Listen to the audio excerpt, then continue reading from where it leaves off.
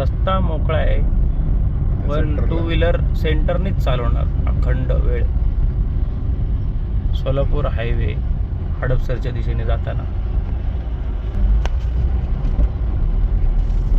बाहेरगावच्या आलेल्या जे two wheeler असतात MH13 MH10 अशा ज्या सर्वसाधारणपणे दिसतात रोडवरती, माझं ऑब्झर्वेशन असं आहे की यांना रोडची विड्थ लक्षात येत नाही.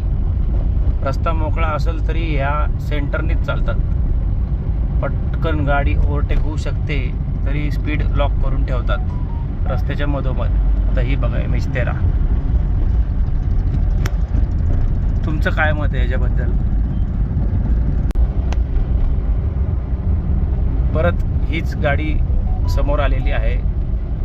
राईट साईड लेनमध्ये डबल सीट आहे. पुढच्या सीटवरती म्हणजे टाकीवरती लहान मुलाला ठेवलेलं आहे. आता रोडच्या डावीकडनं यांना जायला काही हरकत नाही, पण नाही